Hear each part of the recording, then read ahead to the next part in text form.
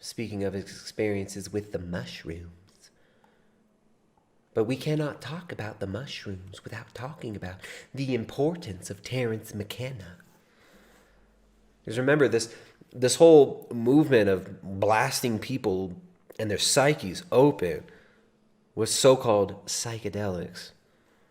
This was all promoted by the same big money industry, by Time Life, who put Timothy Leary on the front of Time magazine.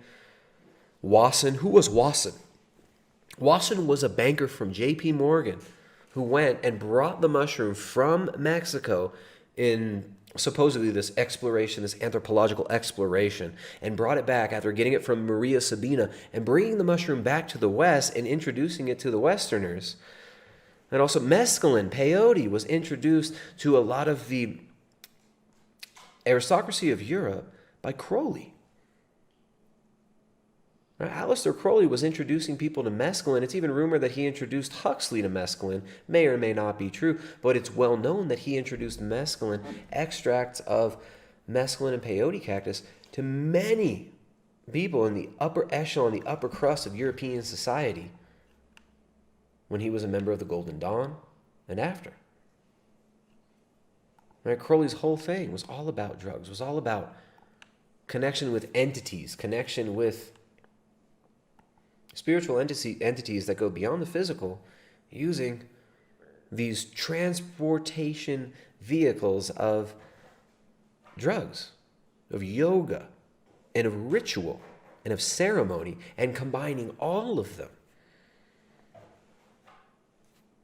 to open up gateways in the human mind.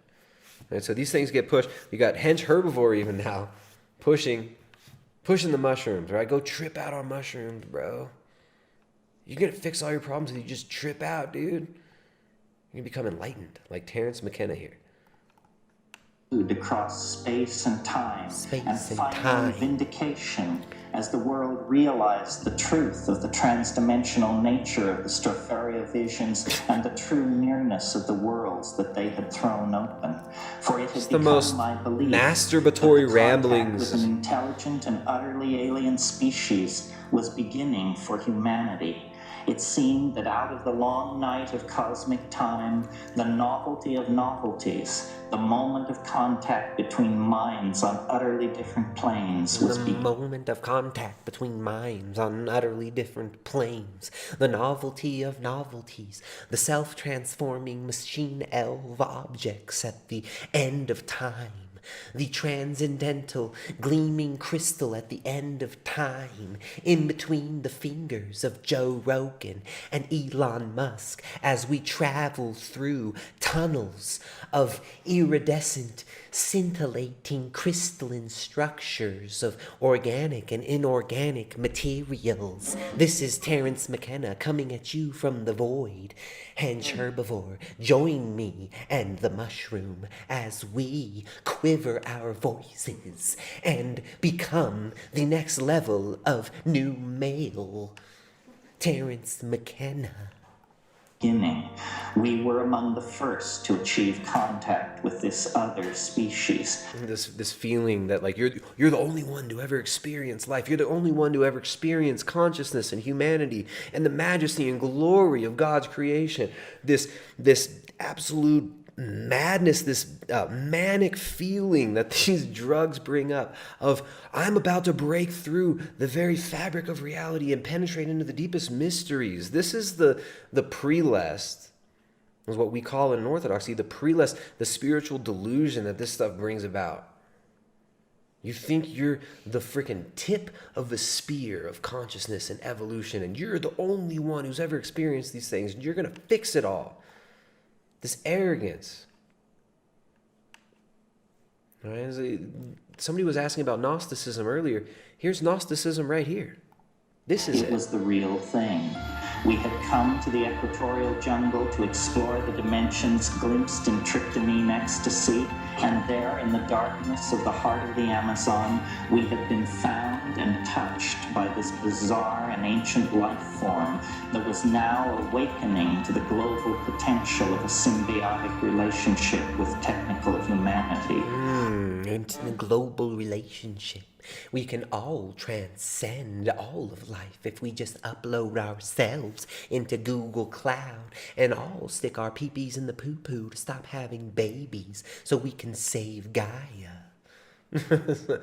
This is like All peak. night long, strange vistas and insights poured through me. I saw gigantic machineries and worlds of vegetable and mechanical forms on scale. Vegetable and mechanical forms on scales unfathomable except by the gleaming third eye of the Godhead. Inconceivably vast. Time, agatized and glittering, seemed to pour by me. Agatized and glittering. I can use descriptive words, weave together into poetic gobbledygook mush to give you circular thoughts of feelings about transcendence. Like living superfluids inhabiting dream regions of terrible pressure and super cold. Like living superfluids. Freaking dork. Like I used to love, like in college when I was 18 to 21 years old. I thought Terence McKenna was so cool. I was like, this guy's on to something. This is what we're given in our culture. You're given these stepping stones into degeneracy.